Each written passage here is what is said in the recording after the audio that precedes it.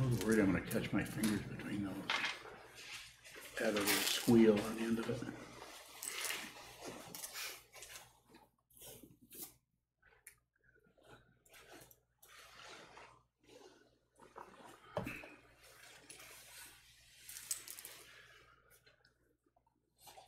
So Junshu, what is the title? Where the War Begins. Where the War Begins. Where does this come from? And you know, all over the world, there's wars all over, and there's conflict, and just it's everywhere. It's in our governments and everything that's going on. And quite often people get magnetized into that and want to go and join this movement or that movement. And I'm not against any of that. I'm just saying it's kind of a misunderstanding and that misunderstanding is all pervasive. So, but I saw something, actually my friend and student Gary Huey posted something on I thought was interesting. It was like street signs, like no parking signs, those red and white signs we see. And there was a whole row of them, and this is what it said. If there's to be peace in the world, there must be peace in the nations. If there's to be peace in the nations, there must be peace in the cities. If there's to be peace in the cities, there must be peace between neighbors. If there's to be peace between neighbors, there must be peace in the home. If there is to be peace in the home, there must be peace in the heart. And I added on to that and said, if there is to be peace in the heart, we must train the mind. And that's where the war begins, in the mind. There's no war in the heart. War is in the mind. So training the mind, the idea is to use that, and not to keep us from going and voting, or would you mind sitting around a little bit, since I can't really see your face? It would help. Thank you.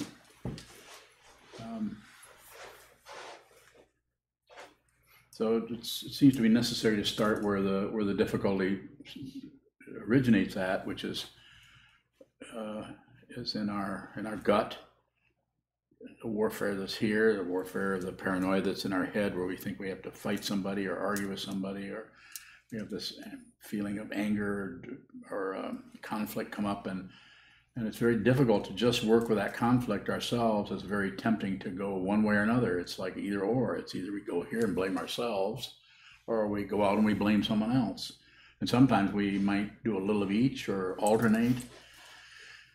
But if you have a negative feeling, any of you, right now, you're going to look for the cause of it, more than likely. That's not what is being taught here.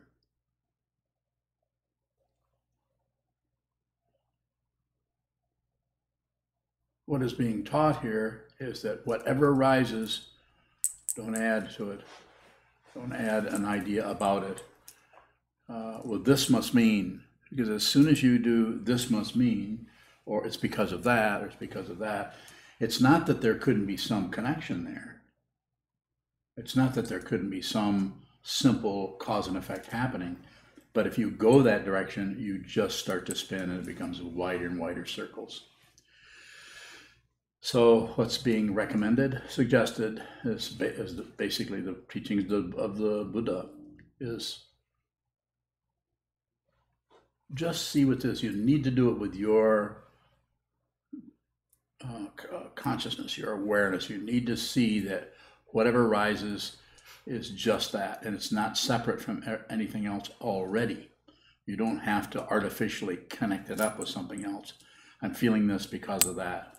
Obviously, that triggered that, but you need to stay with what's happening rather than try to jump out of the difficulty into the blame or the cause. This is why the world is so crazy. Why we have big boxes, they call them prisons, and somebody does something wrong, or if somebody goes outside the law in somewhere, in some regard, we put them in a box. It's just a complete misunderstanding of the whole thing. And of course, the tragic thing is that you can't go to that misunderstanding. You can't go to that prison. You can't go to that warden. You can't go to that governor. You can't go to any person, even your representative, even if they're really understanding and very liberal or whatever, or all for prison reform. You can't actually go to that. You can't go to Syria and stop the war. You can't go to Washington with a bunch of signs. And all, much as I love and appreciate the people who are, say, speaking out, circular. What it ends up doing is it makes you feel like at least I'm doing something. And you'll notice that people will try to get you to join them. When somebody tries to get you to join anything, look at that very closely, what that's about. I'm not saying it's wrong, don't misunderstand. But what I am saying is, in order to actually fundamentally work with all of the violence and all of the terror and all of the conflict and all of the cause and effect, we have to train our mind. Pretty hard to get someone to do that because it doesn't make a lot of sense to try to explain it. The very best thing you can do for what's happening in the world is to go here, go here. First you're going to have to go here, and then you're going to have to go up here, and then you go back and forth between those. I like it, I don't like it, it's good, it's bad, I should, I shouldn't. There's constant things happening in our minds. Space. So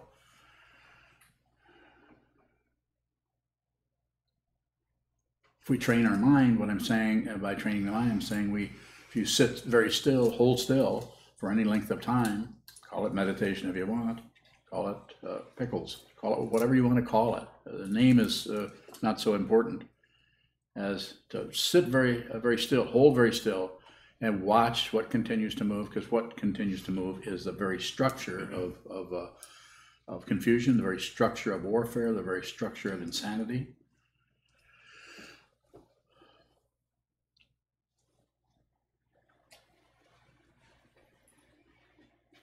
And so you may have to do a lot of that. You may have to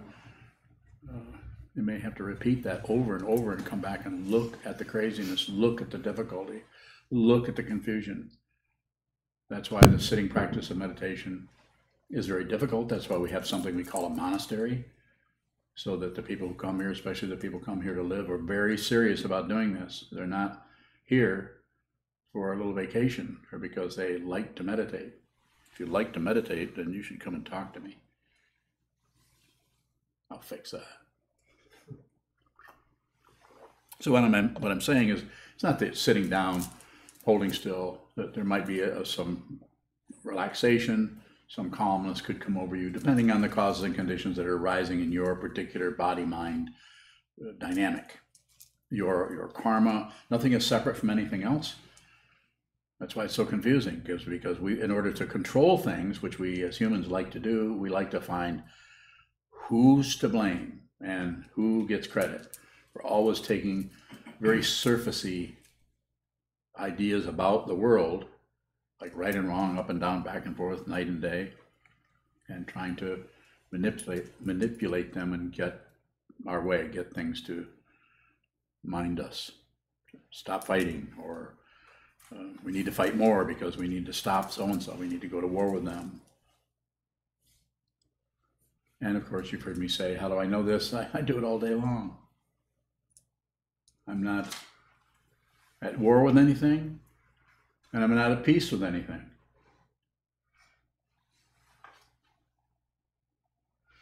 You can't just be peaceful. You probably noticed that. You can't just be peaceful, because you actually create war by doing that. If you don't understand, you should ask questions. If you're not at war or at peace, where are you at? Not separate. At the same time, you're separated into a body-mind complex that has a certain age, has a certain sex, has a certain mental functioning, looks a certain way, and functions autonomously and individually by going to the kitchen, making a sandwich, going to the bathroom, driving a car, having a job, having relationships, interacting with others, listening to others, speaking to others, all of the various things that make up the relative situation of the world. But who you are fundamentally is not separate. And the body-mind complex is like a housing for your consciousness, your, take it to a deeper level, your spirit.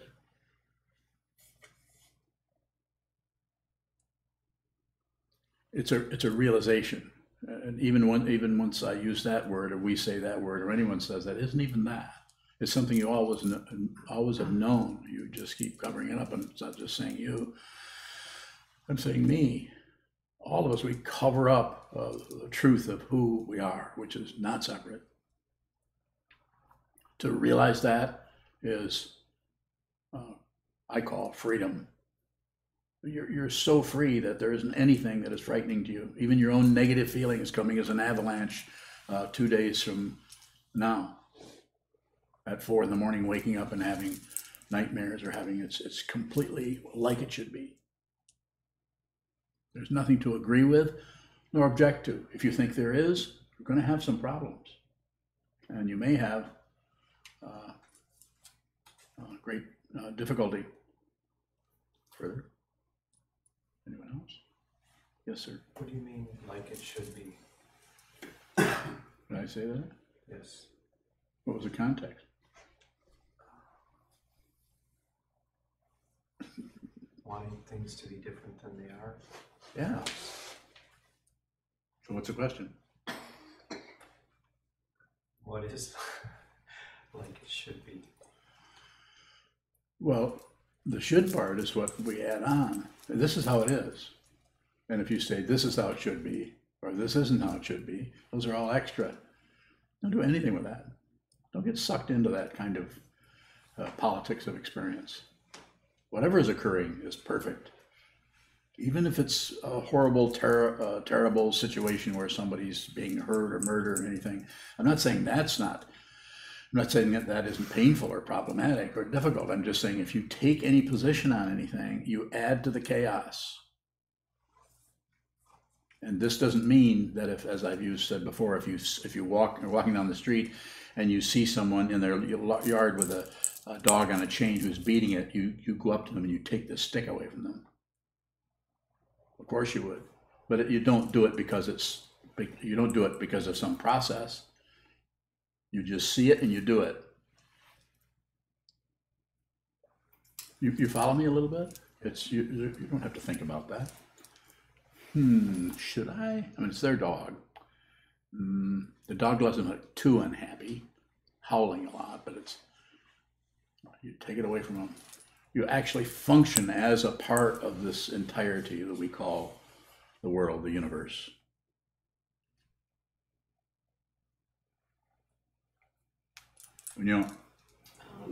Shane has a question.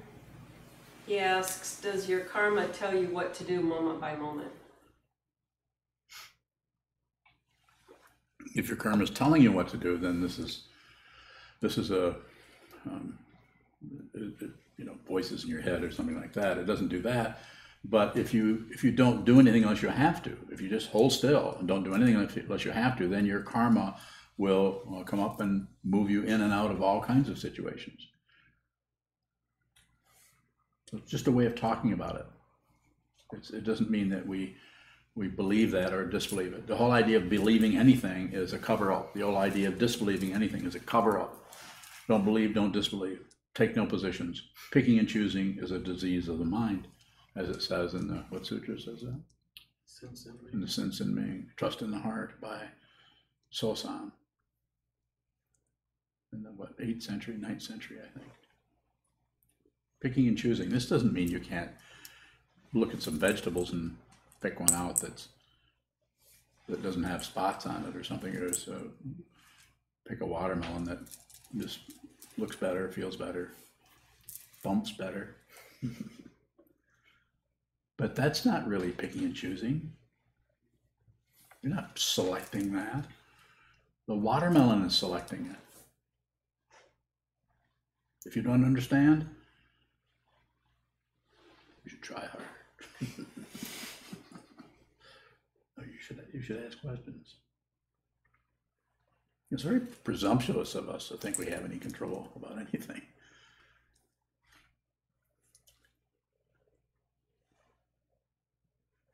Further questions or further comments? Where does the war end?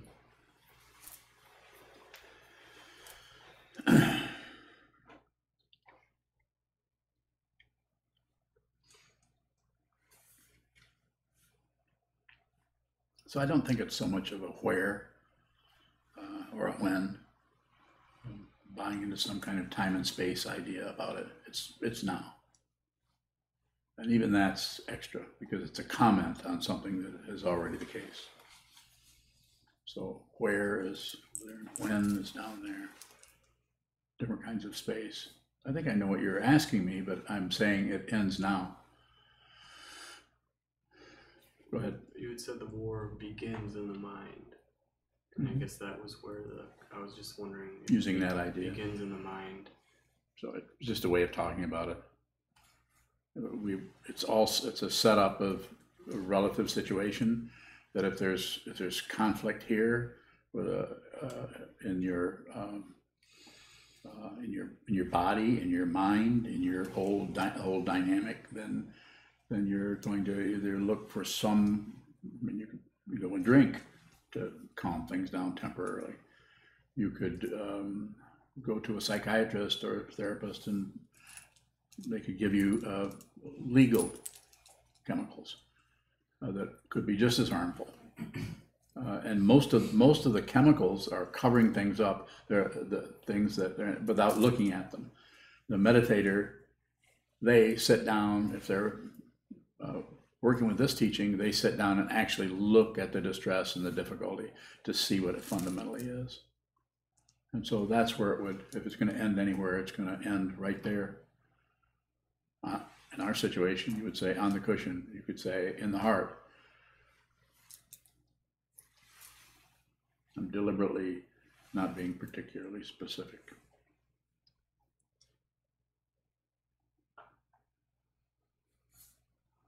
So it's already ended. To actually end the war, war has to come and you do nothing with it. War comes and it doesn't find someone. I'm not saying you don't feel it. Someone attacks you or accuses you or makes life hard for them. I'm not saying you don't have the emotions around there. But there's nothing secondary. There's just the emotion. There's no one who's causing an emotion. There's no off switch. There's no on switch. There's no praise, no blame. More. When we feel an emotion, or in that sense, the war come in, when does it become doing something?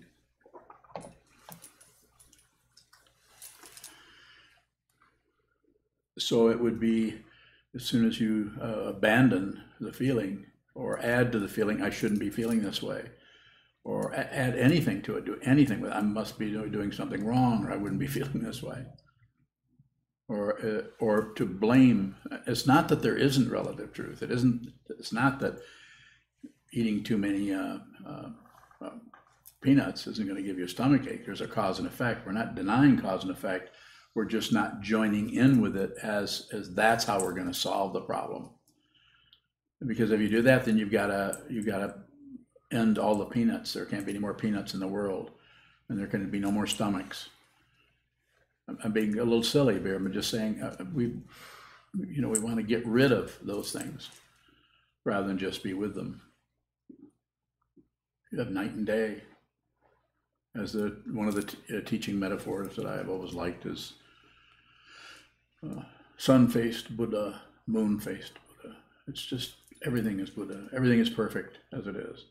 And it doesn't mean that, as I said, using the image of someone harming a dog or another person. There's kind of an area, if you're in the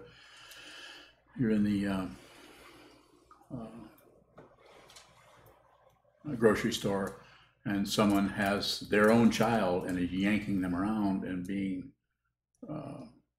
violent with them, you might have to do something. I'm not going to set up a protocol saying, here's what you do. First you do this, then you do that. But maybe the only thing you do is stand right next to them and watch them. so that they're not, that's not going unnoticed. You're not just walking down and, shaking your head and pushing your cart.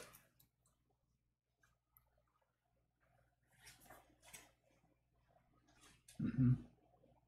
How is looking at where the war begins different from looking for a cause of the war? So there's some of that going on, but when I say look at this whole complex, look at the mind, look at how the mind keeps jumping to this and jumping to that, and thinking up things and thinking up ideas about what I should do, what I shouldn't do. So looking at that kind of circular distress is looking at the fundamental situations, the five skandhas, it's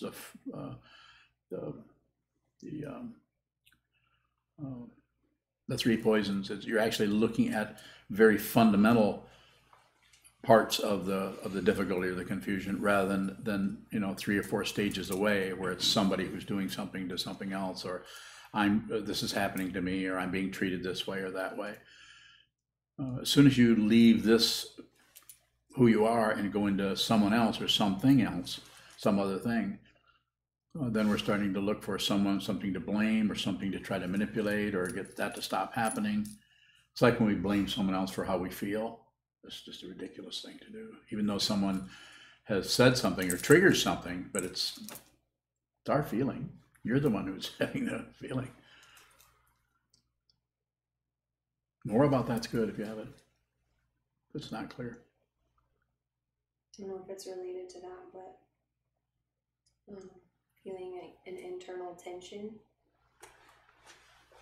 but it looks like I can't see, or I don't have a willingness to see what the two sides are that are abrasive to one another. See, this is awareness. What you're describing, you're aware that you can't really see that. That's awareness. Please go ahead. Pardon me for interrupting you. Is there a way to look deeper into that? No, you're doing it. You're doing it. Coming in here, sitting down, practicing. Don't leave here. When I say that, of course, do whatever you want. Move to Montreal. I hear it's a lot easier in Canada to be a human being. But nothing lasts. No matter wherever you go, whatever you do, you're going to, as the joke goes, no matter where you go, there you are. Not all that funny. But you're always going to have your own dynamic with you wherever you go. So a very good place to examine that and find out the way in which you're confused is to sit down and spend time in a place that's dedicated to finding out who you are, finding out what this is fundamentally. This is people that are outside of this project onto this. Well, those are people that worship the Buddha or something like. Who knows what they think? When actually it's a long ways from that. This is a place where people sit down and look at their minds, look at the stirring of the mind. We don't take anything for granted. We look at the mind, we sit down, hold still, and we see that, is there a mind? What is the mind? What are thoughts? What actually is a thought? Is there space around a thought? Does a thought have a front and a back? What's the energy that moves a thought?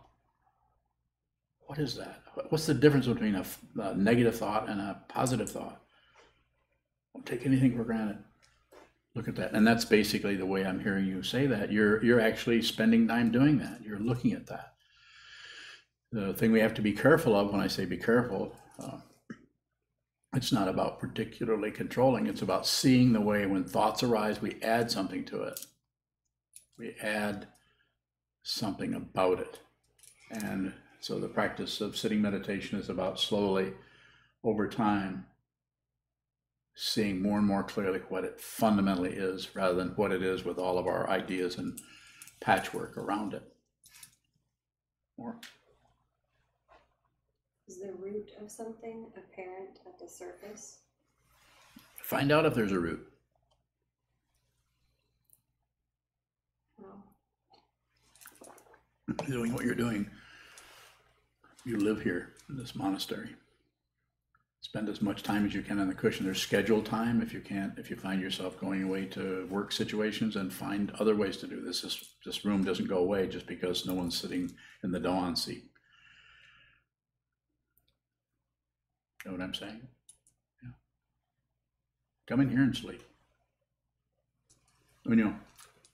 From Jim Johnson up in Muskegon, he says greetings. He's there with one other person, and he has two-part question. Okay. Could you talk about how accepting the truth that we have no control relates to the idea of predetermination? And do we really have no influence on our path? So that's why it's difficult. We do and we don't. There's some relative situation that's going on. I can reach over here and move this from there to there. It's very simple. I have say-so about this. But what are we missing there? What I've said many times is we don't know where this came from.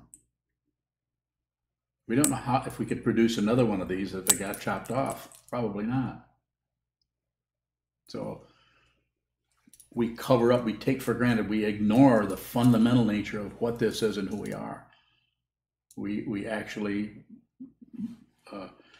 move into a very limited cause and effect. I'm reaching over here, I don't want it there, so I want it over here. Well, you know, I changed my mind, I'm putting it back. Look how much control I have, and I can turn it this way if I want. So, and I can slam it down, or I can set it down very quietly. We have all these little relative kind of options through our lives. I can go and study botany, or I could go and I could not get an education. I could go and just work in some other, I could not work. I could just be a bum. I mean, I'm just making things up because I'm saying, but those look like choices. Look closely, see what those are. See what it is when you decide this over that. Look closely at that. I can't tell you and sort that out for you. It should be looked at more closely, because the causes and conditions that arise as any one thing are innumerable. You can't count them. There's one situation, but all of the things that cause that to happen, it's like I'm always saying, go look in the mirror, because you can't be here without your exact mother and your exact father getting together at exactly a certain time so that you could be here. And it goes on back forever.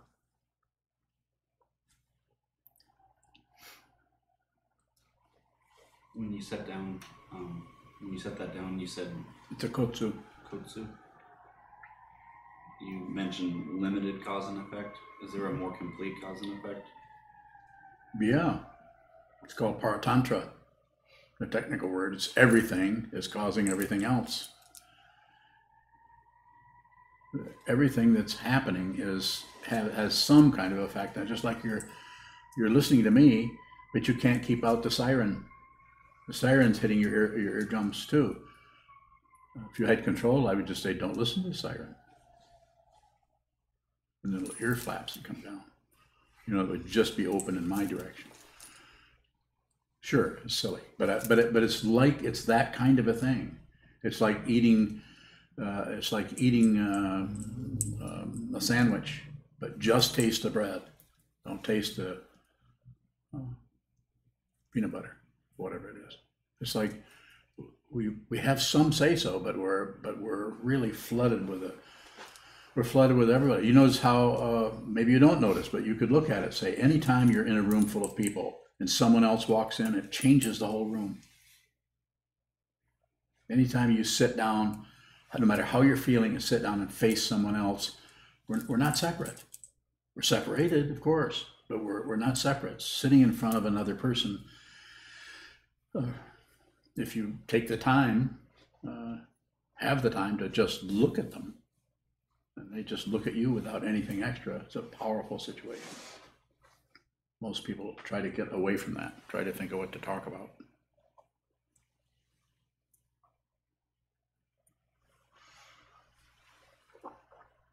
So I thought these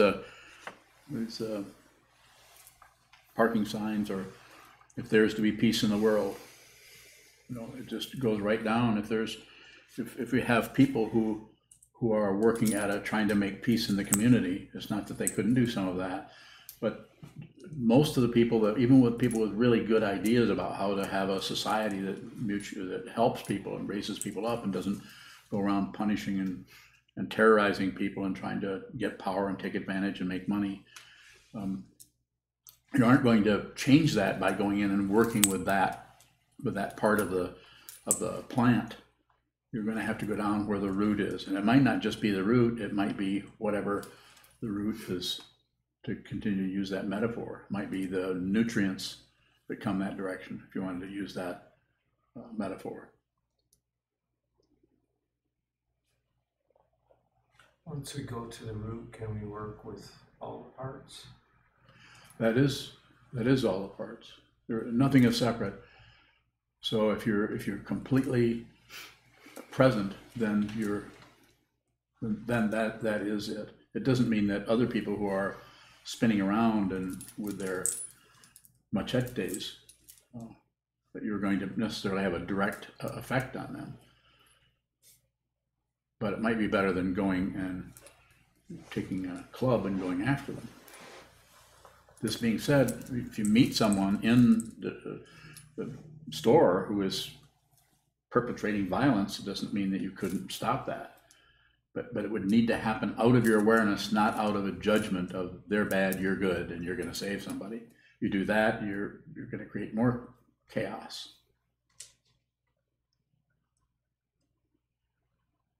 It would be a difficult thing to run into, because what do you do in that? And people are so full of their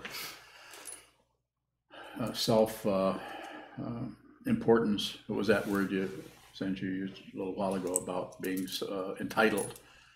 We talked about if you meet somebody who just kind of radiate entitlement, communication just pretty much comes to an end. Any kind of conventional give and take. I say this, you listen, and you respond, and we listen, and we have some kind of communication. That's kind of what we try to do here, and it works pretty well here. But if you leave here and go somewhere else, and you talk to people who are wound up in their opinion, their idea, their thoughts, their beliefs about things, it's just tragic, especially if you practice a lot and you're training your mind and you see that you're actually becoming more clear. And as you become more clear, you're willing to be confused. You have a willingness to just be genuine. It's more important to be genuine than to live up to some kind of ideal of being an okay person or an intelligent person or a clear person or a peaceful person. A kind of reputation, building up some kind of interior reputation. At least I don't fight. At least I don't. A subtle kind of ego form. So it's very difficult to be around someone who just operates out of some kind of entitlement or some kind of pride that they aren't about to see. And the last thing you really can do for them is to point it out. They don't want to be their pride pointed out. They might punch you.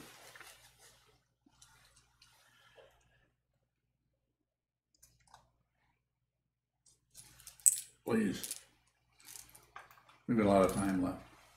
We can talk about gardening. Yes. What happens to attachment through no separation? So just about anything. There could actually be more attachment or less attachment, but the awareness of that is what would be powerful. You would actually see what that is. Yes, sir. What does less attachment look like? Looks like more attachment. What does more attachment look like? You know it's coming. And that's because it's not separate, but it has to be seen. If you don't see it, then you'll think those are two different things. It's the night and day are two words for the same thing. One's a little bit lighter than the other. We're back to the ancient symbols of yang and yin, or yang and yin. The polarity situation is it fools us all the time. Right and wrong polarity. Enlightened, not enlightened. Sanity, insanity.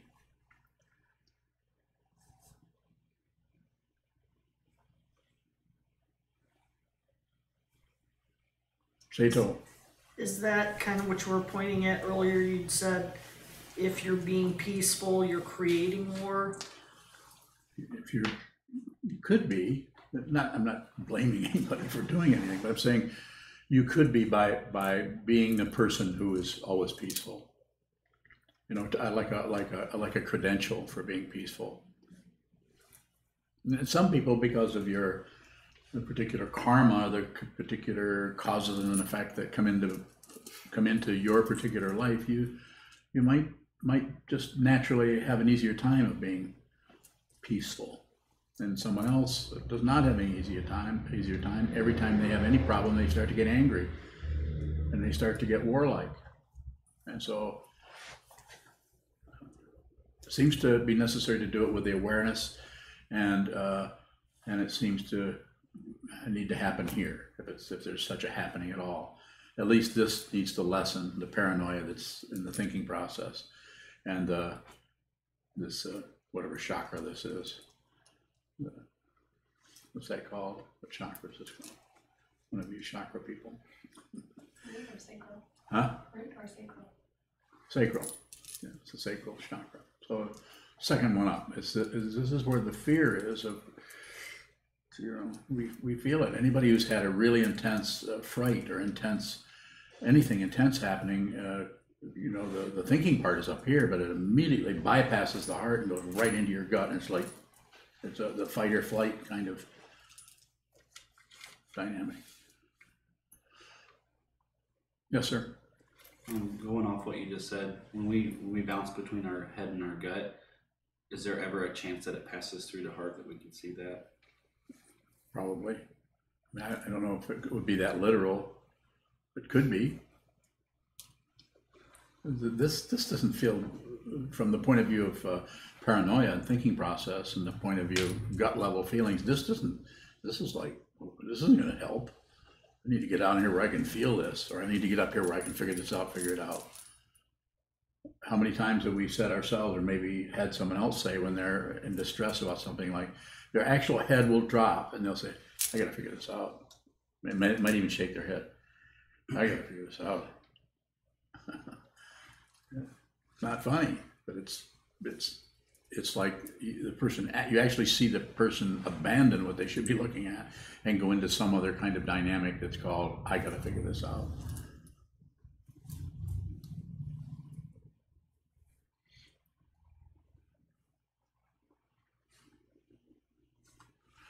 So that list of that Gary posted, there's to be peace in the world. You can just start with the first one: peace in the world, peace in the nations, peace in the cities, right down to the home, and right down to this situation. We start where we are, which is in. Please don't lay down. If you have a back trouble, sit in a chair. The back trouble? A little bit, yeah. Yeah, grab a chair, sit in.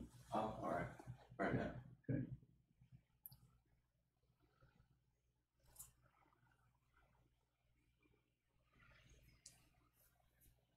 Further questions? Michelle? What can we do when we feel we have a decision to make? Okay, so we have a decision to make. Is it like this or that? Like, should I do this or should I not do anything? Kind of. Yeah. Yeah. Just look at it. Don't decide anything. Don't come up with an idea. Oh, maybe this will work. Don't gamble with it. Don't do anything. You hear me say this over and over. Don't do anything unless you have to. That doesn't mean you shouldn't do something, but you could wait, because if you wait and look at it and spend time actually looking at the dynamics you have not seen will start to show up. And then another aspect of whatever it is you're looking at that you may be calling your problem or your issue or your, your challenge, or, you'll see that turn in different ways. The longer you wait, sometimes called patience, just don't jump into anything. This doesn't mean that you're not being spontaneous. If you do something before, it's more clear you're doing it out of fear or out of some kind of anxiety of not knowing what to do, and then you say, well, I just got to decide. I got to decide something, and then you do it. You just add to the confusion. You maybe even covering up very valuable things about that that have to do with that situation of making a decision that you don't see, possibly. But if you don't do anything unless you have to, then nothing lasts. So anything that looks like it's staying in one state slowly starts to shift and change and shift and change. And you might find that by watching that at some point, it isn't even a decision. You don't have to think about what to do, you just do it. It's called choicelessness. And this doesn't mean you might not have a thought, well, I think I'm gonna go and apply for that job. So it might show up in a very simple way, but you might also notice there's no stress, there's no pushing, no pulling. This whole situation, as Unya and I have talked about many times, was completely not only choiceless, but it was effortless for this monastery to come apart and come together. You guys are supposed to come apart. This is a place that is together so that you guys can safely come apart. That's what happens on the cushion. You start to look at all of your parts. So choiceless, there's no guarantee of that, of course, but quite often if we have a decision, if we just, you'd say contemplate it, you're a meditator, so that helps. You're already working with a basic nature of awareness, which is just this, just this, just this. Then when those should I, shouldn't I, should do this, shouldn't do that, they have a more open area in which they can arise. More about that is good, Michelle, if you have it. Any further?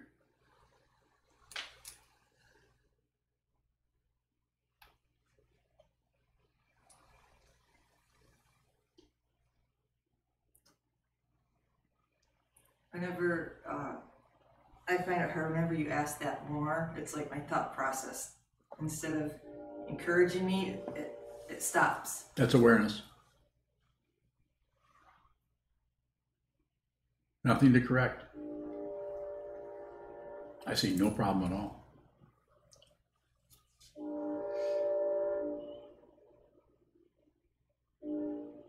How can I,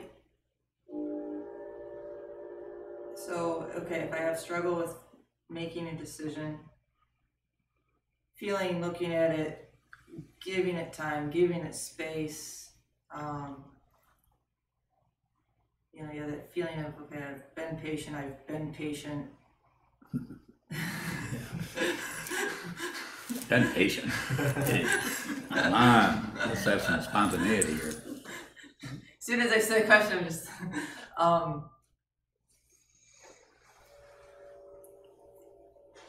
but still struggle to come to a conclusion if I feel that I know what's right, and quotes right, or I feel that I already know really what should happen. I like your air quotes. Should happen. You could use all of them. That gives you lots of, what do they call those things? Hyphens? No. Huh? Apostrophes. Yeah, apostrophe. So an apostrophe gets together with another apostrophe. It's called a catastrophe. So I would say, it's so specific to each person. Each person's going to have their own choices and things like that. But less is better. If you can just stay in your body.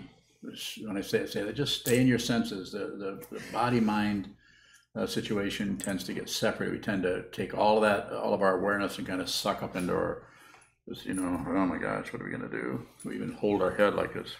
What are we going to do now? Maybe we should have a drink. Yes. So then does the action that happens just come out of that awareness? It could feel that way. It could feel, if you do nothing and you don't have any kind of a demand on what's happening, and you're willing to, it's like you don't make any demands of the weather. The weather just does what it wants to do. And there's a kind of quality in our minds that is like weather. It's kind of moving this way and moving that way. And so less is better. Just be with whatever's arising. And I don't say that often, but it seems appropriate to say that to you. That whatever kind of negativity, positivity, neutrality or spinning comes up, just be with that. So that way you can actually see what it is more clearly.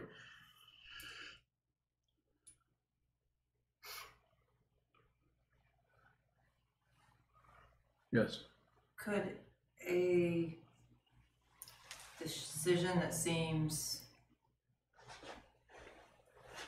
like the thing to do, actually be trying to cover up? Oh, it's probably been there. Yeah. Oh, yes. So don't validate it, don't cover it up, don't do anything with it. Sit a lot. Sit as much as you can. Good question, yes. You brought up the word contemplate, and I've heard sometimes it talked about in steps with hearing, contemplating, and meditating. And I'm pretty unclear what contemplating is. So you hear life of suffering causes desire, the goal is cessation, and the path is Shila Samadhi and Prajna. Or anything else that comes up. You hear that, you hear the teachings of the Buddha. Everything's dependently arisen. There's no solid self in the skandhas. They're form, feeling, perception, concept, or thinking, and the six sense fields and their objects that are all happening all at once. That does not add up to a self. It does something, but there's no solid being there. And if you continue to look at those concepts, so you hear it, you hear the teachings, and then you contemplate them. As we do when we have a book study, you could call that that study is kind of a contemplation as a group. We sit, we look at these concepts, we look at the three modes, we look at the Four Noble Truths, the Eightfold Path, or the Threefold Path, or we look at this, we contemplate it, we read about it, and we look. So that's kind of what we're doing, is we're contemplating. You may be doing that when you're eating breakfast. You may be thinking about some aspect of the Dharma, possibly. And then we meditate, or we sit down, and we just, the food processor mind, the metaphor I sometimes use, we just unplug it. We sit down and let all the junk that's been running around in there just drop to the bottom, and just observe. Things will still come up, but what comes up then in this sitting meditation is probably something that needs to be seen by you. You need to see the way in which you have a chokehold on some aspect of your thinking process, and you won't let go of it. And so this is where you have your own personal understanding of what fixation is. You actually see yourself clinging to something. The contemplation part could even be that. You might get up off the cushion, contemplate that. You might write it down. Another way that I've recommended to people who are really being haunted by some kind of a thought or series of concepts, make a suggestion. They write something down on an index card and put it in front of them, and then sit for 40 minutes, and then for 10 minutes pick that up and look at it, put it where they can see it, and just look at those words or memorize those words and say those words every so often to yourself, and then look at what they mean. It could be, I don't like myself, a very basic kind of thing. A lot of times, sometimes we just have that, we just don't like what we do and who we are and how we're functioning. So we might have to contemplate that. Besides just meditating, sitting and just watching what moves, we might have to take one of the things that moves kind of chronically and going in and maybe looking at it more closely. May do it on the cushion a little bit. I don't recommend doing too much there, maybe 5 or 10 minutes out of an hour, but a little bit more. Is that more clear to what? Okay. Other questions? Questions from anyone? You gentlemen have any questions? No? Well, I must have made myself really clear then. I feel so good. Yes, thank you. This might be better asked in an interview, but when sitting is limited or even impossible feeling. You mean formal sitting meditation? Yeah. Is there something more that I can be doing, or something other than just sitting? So, okay, how much sitting are you doing a day? about an hour. So, and that's due to being pregnant, that's due to your job situation, that's due to whatever, something else that you're not saying? Since you're bringing it up, I'm asking you. There's something else that's in the way of it? Appointments. Yeah, you have appointments. There's some way that you can find a day to have appointments one day and the next day spend more time in here practicing? I know you don't want to do that. It would be really difficult to do That- that. That's what I would recommend is find, it must be, since you're the one who sets schedules, if you could find one day where you just practice the whole day. And then the other days, you could even maybe only sit a half an hour on those other days instead of an hour. But find one day where you sit down and load up with this situation. Sit down, look at the wall.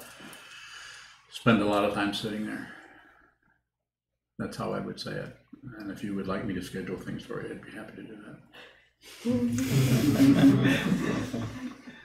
I mean, I already do schedule. Anyone who lives here, 7 o'clock to 9 o'clock, 2:30 to 5 o'clock, and 7 o'clock to 9 o'clock at night. That's your schedule. And if you can, any of you who live here and people that just visit, you should take advantage of that. This is really unusual to have a building that's totally dedicated to training the mind. And, you know, I spend 2 hours a week, 3 hours a week at max, probably in here talking about the Dharma. And you spend another 8 hours around that studying it or contemplating the Dharma from other teachings, teachers from the sutras and so on, a lot more than what I do. And then then you have, what does the sitting come out to if you sat every single scheduled time? 33 hours a week. 33 hours a week, so practically a full-time job. We're not saying you do that for 33 hours a week necessarily, although some people have. A lot of times when people first come here, they do a lot of that. I know Michael's been doing quite a bit of that practice. Isn't that the case? Yeah. So he's been here a month.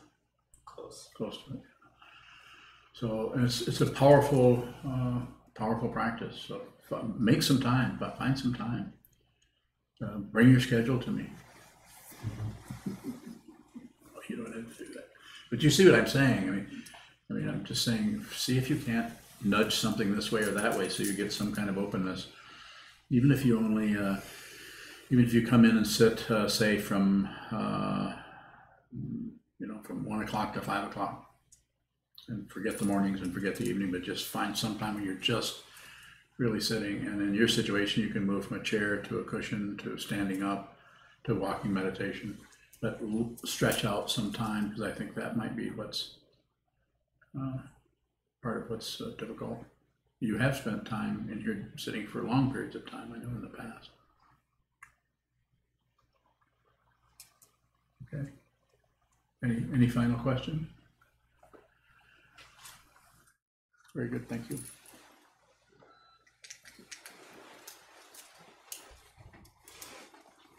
So we'll stand and dedicate the merit in the back of our red shed books. I'd like to remind everybody about the donation boxes that are in the hallway. We also accept PayPal, checks in the mail, cash. And this Saturday is our all day, so if you can join us for that, please feel free to do so.